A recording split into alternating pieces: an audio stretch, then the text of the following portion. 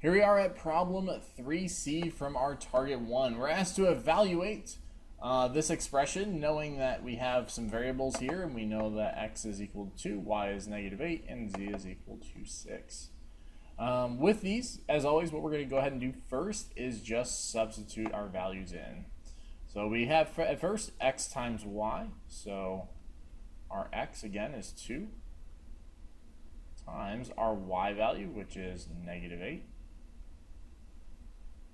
And again, that's outside of our absolute value. That is being multiplied by this absolute value. We end up with negative 3 times our x value, being 2, minus 1/2 times our y value. In this case, y is negative 8. And then we can close that absolute value, first one, plus opening up another absolute value, 7 times z. So 7 times z. Z again is 6. And then we have minus 2/3 times y times z. So our y variable, negative 8, times our z, 6. And then that would conclude that second absolute value. So this is what it would look like with all of the items, instead of those x, y's, and z's, they're actually now filled in with the numbers that we have. Now from here, what we would end up doing is working within our absolute values, because again, those are considered to be like parentheses. So this one and this one. There really isn't an innermost in this particular problem. So what we'll do is we'll actually do this one by itself first, and then also this one by itself at the same time. So we end up with 2 times negative 8, still on the outside, times the absolute value of negative 3 times positive 2 gives us negative 6. And then negative 1/2 times negative 8 gives us a positive 4. Because again, negative times negative gives us a positive when you're multiplying them. You know, if you're a little still hesitant on the negative half, if you kind of see this as just a half times negative 8, there is another previous video that kind of went into that a little bit more in depth. Just check out 3A. Where we talk about this circumstance where there's that negative right there. Closing that absolute value, we end up then with plus the absolute value of 7 times 6 gives us 42.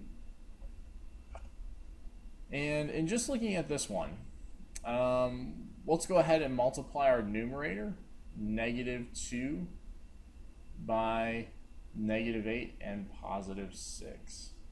So again, we're going to multiply the negative 2 times negative 8 times positive 6, giving us, looks like this would give us positive 16 times 6. So then that would be 36, and then 90. Looks like 96. So again, negative times negative comes out to be a positive, and then times that other positive, we still end up with that positive 96 on top. That 3 is still in the bottom though. So we have this over 3. Really what's happening here is we have this negative 8. Well, that's the same thing as saying negative 8 over 1. Likewise, this 6 is the same thing as saying 6 over 1. Because 6 divided by 1 is still 6. Negative 8 divided by 1 is still negative 8. Again, what we're doing is we're taking our numerator, so negative 2, negative 8, positive 6, multiplying them together, we ended up with positive 96. And then what we would also do is take our 3, our positive 1, and our positive 1, and multiply those denominators together. So 3 times 1 times 1, we'd still get 3. So that's kind of just the little behind the scenes math that's actually occurring here.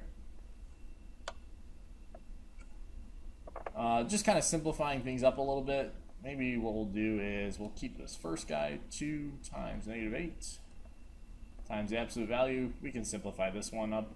-6 plus 4 comes out to be -2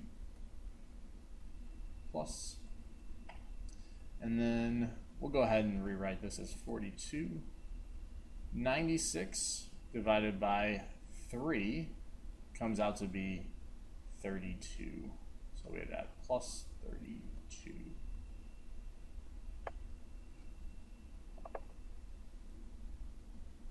And so then just cleaning this one up, we have 2 times -8 times the absolute value of -2. Again, just doing little pieces at a time. 42 plus 32 comes out to be the absolute value of 74.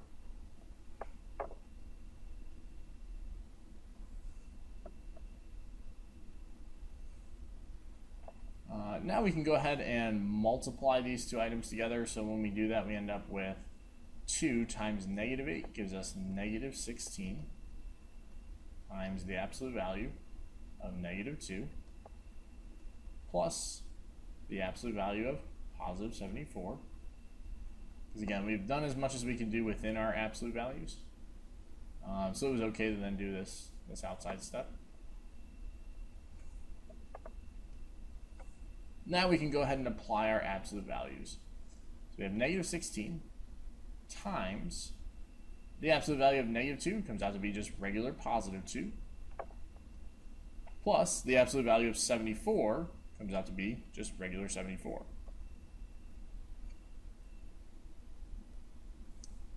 Now pretty much doing our order of operations, we see that we have multiply happening right here. So -16 times positive 2, that would come first before this addition. So -16 times 2 gives us -32. We end up with -32 plus 74.